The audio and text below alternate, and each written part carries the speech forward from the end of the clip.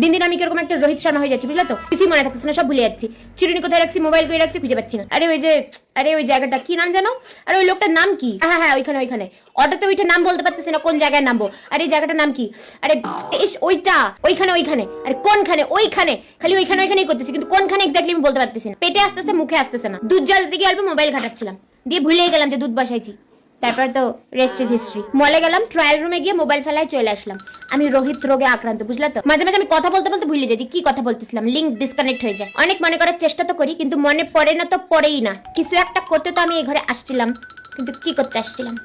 লোকে এত জিনিস মনে রাখে কি করে? আমি এখনই নোটিফিকেশন থেকে ওটিপিটা দেখলাম, ওটিপি বসাতে গিয়ে ভুলে গেলাম 1 সেকেন্ডের মধ্যে। ঘর সে নিকলতে হি কুছ দূর চলতে হি কি করতে আসছিলাম জানি ভুলে গেছি। মা বললে বাজার থেকে যা কাঁচা লঙ্কা নিয়ে, আমি বাজারে গিয়ে শুকনো লঙ্কা নিয়ে চলে আসলাম। আমি অ্যালার্ম সেট করে রাখি জল খাওয়ার জন্য, অ্যালার্ম বন্ধ করার পর জল খেতে ভুলে যাই। আমাকে কারো সিক্রেট বলা খুবই সেফ, কারণ আমার তো নিজেরই মনে থাকে না আমি অন্য কাউকে কি বলবো। হোয়াটসঅ্যাপে দেখলাম মেসেজ আসছে, রিপ্লাই করতে গেলাম, তারপর আমার পাট করে অন্য একটা কাজ মনে পড়লো, আমি মেসেজ করতে ভুলে গেলাম।